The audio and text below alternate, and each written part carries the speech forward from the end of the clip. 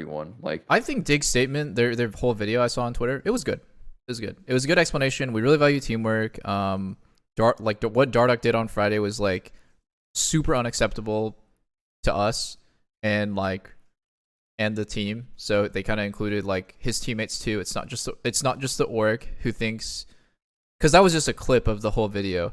I think they did a fine job, and yeah, the guy never broke eye contact, but I think it addressed it. I thought the part they showed was okay, but it's the second half of the video that I had the issue with, where he was acting like, oh, like all of our success in spring came from like, not Dardoch, when in reality he was like one of the leaders on the team.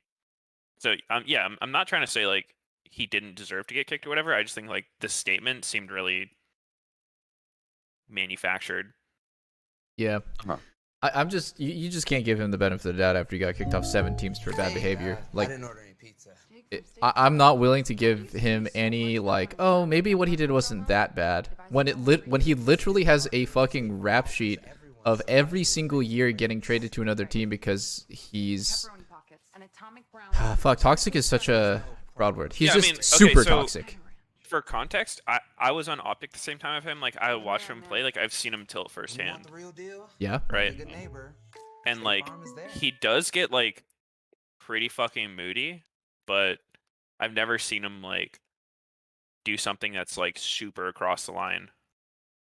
Normally he just gets really tilted and he's like, I guess it's a Krug game. Or like he'll say something really passive aggressive toward his teammates, like, guess their top laner is just better, something like that. But okay, if you firsthand witnessed that, you don't think that he's capable of doing something that actually crosses the line? Also, a fucking jungler who's saying guess their top laner is just better in the middle of a scrim is like, if you don't fix that ASAP after it's 7 years of getting traded to different teams, then you're a lost cause. I would never say that ever. So even just the stuff that you personally witnessed is already crossing the line, in my opinion. If you got out jungled in a game and I said guess their jungler is just better, I would expect you to go to the coach and be like, yo, what the fuck? Like, he should not be allowed to say that in the middle of a scrim. it depends on the context. Like, he could have been joking. I'm assuming it wasn't joking manner, but yeah, I mean, a lot of the stuff he says is like sort of in a bantery way, but it's like definitely not the place for it. yeah, it depends on his teammates take it. Like, if they joke with each other like that, then it doesn't actually hurt. Dude, this is the equivalent of like you hanging out with a wife beater who's been like gone to jail 7 times for beating his wife, and then when you hang out with him, you're like, well, the worst I've ever seen him do is just yell at her. Like, he's literally like has a humongous rap sheet. I don't think we should go here. Okay, I mean, it's just if you have not personally witnessed it, that doesn't mean that it didn't happen. Right. But where I'm coming from is like I've been benched personally for shit that like made no sense. And I think orgs are likely to do that. I'm not saying Dardoch's an exemplary teammate. I'm sure he got pissed and said some dumb shit. But I also wouldn't be surprised if it was just like he said something about the coach took it personally and then just kicked him for that. Could. If it was any other player, I'd be more inclined to believe that could happen. Yeah, I mean, he's definitely not someone that I'm like, yo, dude, like this guy did no wrong. The example is Alfari literally got in the same situation where he got benched after 1 game. It was also a Friday game, right? And he gets benched. The coach comes out with a PR statement of like, you know, something happened. We're not going to give you the details. It's literally the same thing. But I'm willing to give Alfari the benefit of the doubt that this could have been a power trip by Jat, that it could have not been that bad, because we'll never know. Yeah, I mean, Alfari was literally on the 10th place team in LEC, and no one ever said that he was toxic, so I'm going to assume he's a decently behaved guy. Yeah, something that a narrative I've heard thrown around that I actually think would be interesting is I wonder how Dardoch would do in Europe, because I also know in Europe, like, you know, we're talking about what crosses the line. I think in Europe, it's definitely different. Like, most European players would probably be considered toxic by NA standards, based on what I've heard.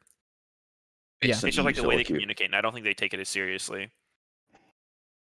No, that's true. I mean, I played with Treats, right? And Treats is like pretty blunt like me, and so it could, I think for a lot of people, it could be seen as toxic. Even some of our conversations where we don't agree, could be seen as toxic, but that's why it's like such a shit word because Right. it doesn't really mean anything. Like yeah, we all have different the word's been definitions. diluted hardcore. Yeah, Just I wish there was a better catch-all. word for like each situation because.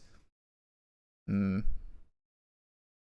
I mean, the original definition of toxic was like that person in solo queue who makes everyone else like upset. You know, it's like if somebody comes into your lane and just starts grafing the shit out of you, and you say "fuck you" to him, the person who says "fuck you" isn't the toxic one by the original definition. It's the guy who's like pissing off everybody else, like antagonizing everyone else to like get upset. Like that's the toxic one because you know, like poison, it spreads to everyone else and makes everything shitty. Yeah. It's not the person who like gets provoked.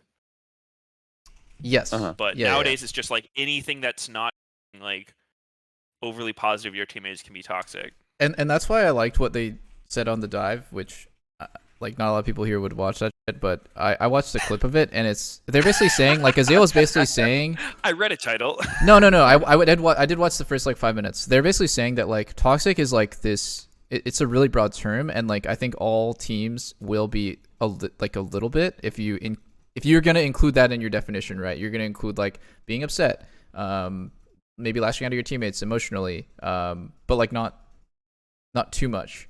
Versus like completely ruining the team environment, telling someone that they're shit, telling someone that you don't want to play with them anymore because they're so bad. Like that's like the level where you're actually like a huge detriment to your team, as opposed to like, oh yeah, sorry, you know, like I was really tilted.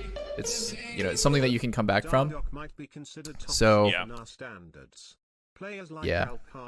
I mean, I agree. The word is for sure. Just it means any number of things. So it does suck. But that's kind of how everything happens. I don't know if it's just a language thing, but it's online. Like inting, you know, the word inting. Back in the day, it used to be like if you said someone was inting, it was like they're actually just a horrible person. Like they just ruined the game. Nowadays, it's like if someone dies for any reason, like that was an int. Like int has become synonymous with death. It's true. Same thing happened to a troll. Yeah, dude, it's like every word. Yeah.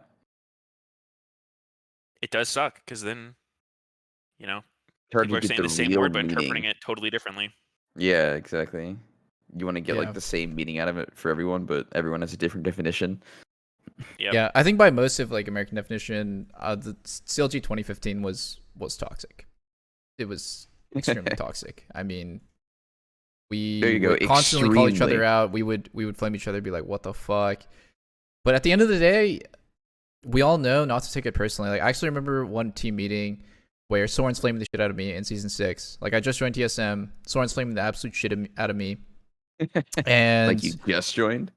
Yeah, like it was like in my first few months of TSM, and like we all take turns flaming each other because, you know, different people will make different mistakes. Different people will like not really learn based on certain games. So I was having a particularly bad week, or I was having a particularly bad day, and like Soren was flaming the shit out of me in front of everyone. And then I remember like I think it was Parth said something like, "Holy shit, it sounds like you guys hate each other." And then Soren's like, at the end of the day, we're still friends. Like I'm telling him what I think he did wrong, but at the end of the day, we're still friends. All of us are still friends. We can just be open with each other on like what we think we did wrong. And that perfectly embodies like what I think a good team should be like. You should be able to flame the shit out of your teammates. But like never crossing the line, and always just keeping in mind like when scrims are over, you're still on the same. Even when scrims are still going, you're still on the same team. You're still friends. You still have the same goal. You still want to work together. And yeah, I mean, go figure. Like me and Soren flamed each other a lot. It's just the way it works. I think it's not as uncommon as people would think. I remember Impact had a really similar thing like that because like I loved Impact, but there were times where like I feel like he was just griefing. Like I remember this one time I got super pissed at him because like this was like 2016 Worlds where like that Rumble versus Kennen top matchup was super popular, and like for whatever reason Impact just decided like on Kennen I'm not going to run MR runes this game. I'm going to run like extra magic pen because this is when you had like the actual rune page, and then he just got shit on by Rumble. And like we had this conversation multiple times where it's like, yeah, maybe just run MR runes when you're up against Rumble. And so he got pounded, and I was just like so annoyed at him. I was like, why the fuck are you not running MR runes, dude? Like we've talked about this. And then I was like kind of heated about it, so I was like, yo, my bad, dude. Like I didn't mean it. And then I don't know. He just didn't seem phased at all. He's like, yeah, dude. He said it's just sport. It's like that happens. It's not a big deal. Like we're still friends. It's just how it is. Yeah. And so I think that's like the right take. It's like, yeah, if someone gets heated in the game, not that big of a deal. Like as soon as you stop playing, they're like you're just friends again. Yeah, I can imagine Impact saying that in his super accent. Yeah. Yeah, I think all good players know where the line is. Like it doesn't need to be explained, it doesn't need to be like told. People are gonna get heated. That's okay. Crossing the line though, that's what I assume is getting a lot of these benchings to happen for behavior issues. But I mean, I think you could be right that some of them are misjudged by the coaches.